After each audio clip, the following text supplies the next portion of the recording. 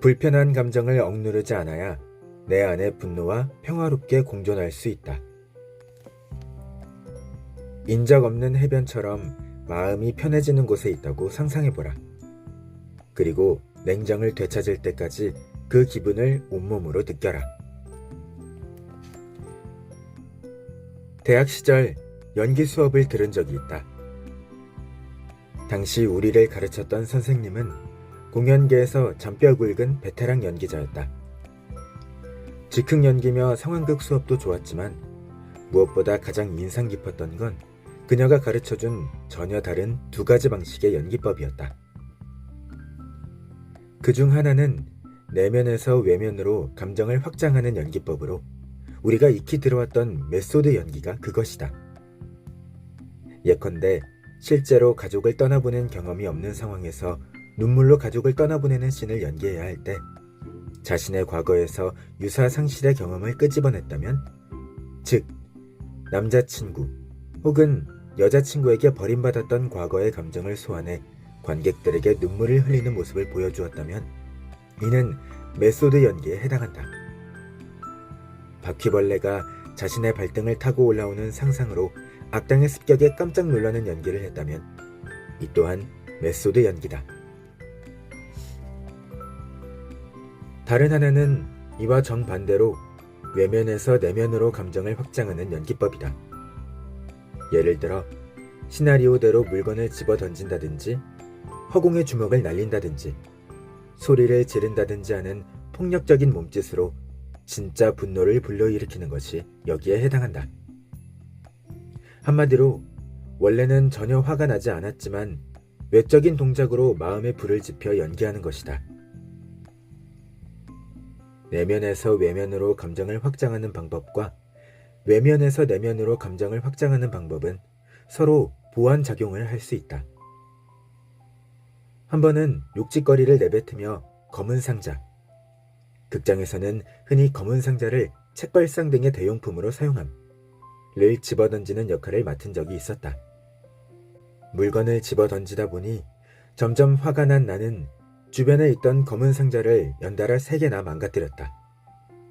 이에 선생님은 내가 확실히 분노를 표현하긴 했지만 자제력을 잃은 연기라고 평가했다. 인정한다. 나는 확실히 자제력을 잃었다. 그날 나는 수업을 마치고 나의 행동을 돌아보았지만 내가 왜 그랬는지 알 수 없었다. 내가 그게 너무 몰입했던 걸까? 무대에서 몰입했다는 건 좋은 거 아닌가? 아니면 물건을 집어던지는 그 동작들이 원래 내 마음속에 억눌려 있던 분노를 끌어오르게 한 걸까? 훗날 심리학을 공부하면서 나는 당시의 내 상황을 이해했다. 그리고 발사는 감정을 사귀는 방법이 되지 못할 뿐만 아니라 때로는 내재된 감정을 더 강렬하게 만들기도 한다는 일반적 상식에서 조금은 벗어난 결론을 내릴 수 있었다. 처음엔 그저 외적인 표현에 지나지 않는 감정적 동작도 결국 그에 상응하는 내적 감정을 불러일으키게 된다는 사실을 이 연기 수업, 특히 외면에서 내면으로 감정을 확장하는 연습을 통해 몸소 체험했기 때문이다. 행동과 감정의 상호관계는 일찍이 심리학 분야에서도 주목한 바이다. 이는 100여 년 전 근대 심리학의 창시자라 일컬어지는 미국의 윌리엄 제임스가 남긴 말에서도 알 수 있다. 행복해서 웃는 것이 아니라 웃어서 행복한 것이다. 라는 그의 말은 우리가 감정적으로 했던 행동이 감정의 원천이 되기도 한다는 뜻으로 행동과 감정, 감정과 행동이 상호적 관계임을 말해준다. 그러나 이후 행동심리학이 유행하면서 꽤 오랫동안 서양 심리학에서는 인간의 행동이 내면에서 외면으로 확장된 일방적 결과물이라는 생각이 주류를 이뤘다.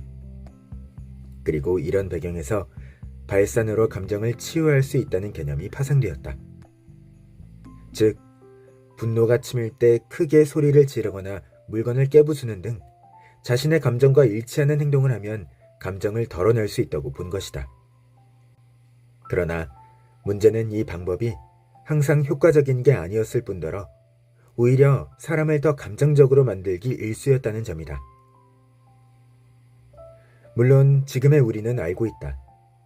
감정을 제어하려면 자신의 감정과 평화롭게 공존해야지 마냥 감정을 억눌러서도 또 마냥 발산하기만 해서도 안 된다는 사실을 말이다. 그런 의미에서 녹색거인 헐크는 매우 좋은 본보기다.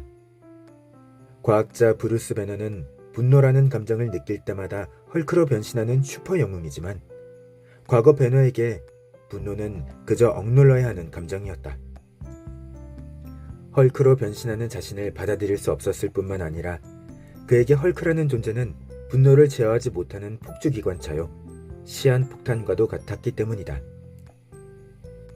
그러다 보니 그는 한껏 위축될 수밖에 없었고 그렇게 위축된 모습은 그를 더 괴롭히기 좋은 사람으로 만들 뿐이었다. 계속 그렇게 가다가는 언젠가 폭발해 괜한 사람을 잡을지도 모를 일이었다. 다행히 훗날 배너는 자신의 분노를 다루는 법을 배운다. 둘이 공존할 방법을 찾은 거겠지. 다른 영웅이 배너에게 어떻게 냉정을 유지하느냐고 물었을 때 아이언맨 토니 스타크가 배너 대신 한 말인데 의식이 있는 배너라면 헐크를 억누르지 않고 길들였을 것이라는 소리다. 어벤져스에서 외계 생명체에 대항하던 마지막 시가전을 기억하는가? 지금은 화를 내도 좋아. 나는 캡틴 아메리카의 말에 배너는 난 항상 화가 나 있거든.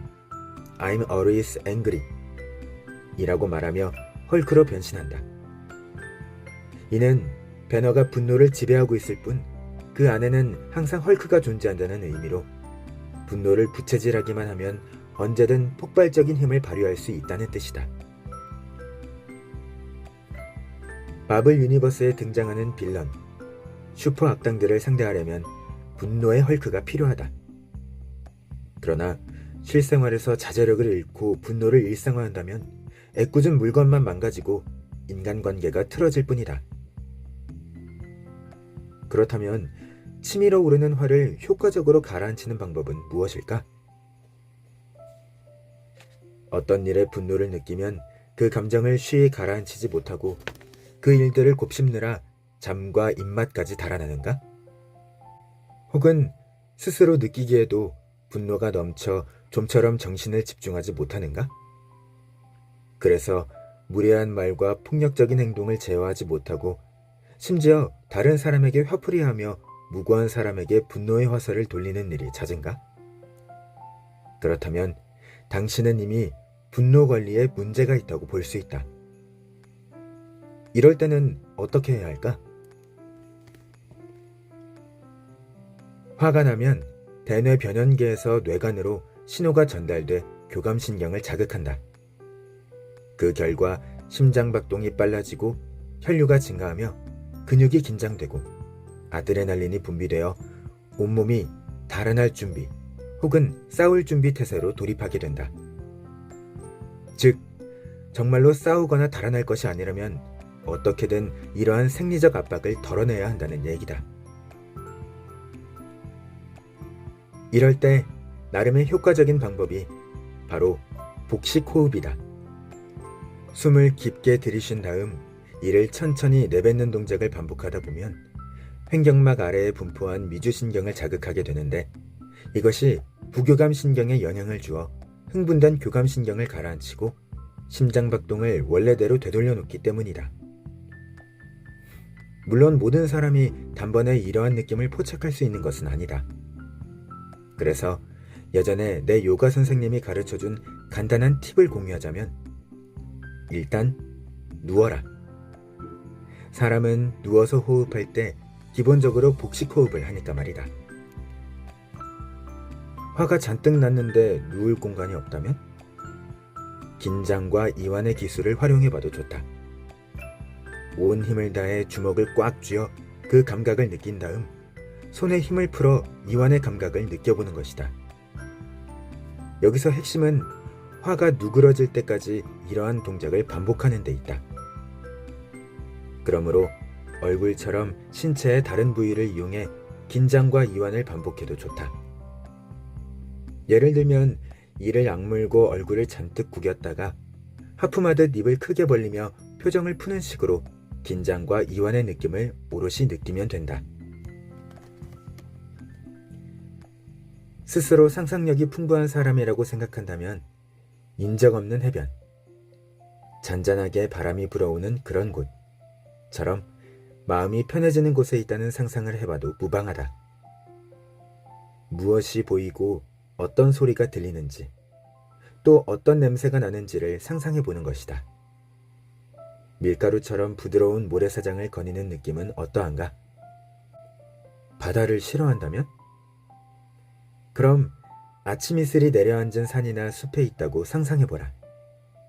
그리고 냉정을 되찾을 때까지 그 기분을 온몸으로 느껴라. 마음의 안정을 찾아 이성적인 사고를 할 수 있게 되면 그땐 다시 생각해볼 차례다.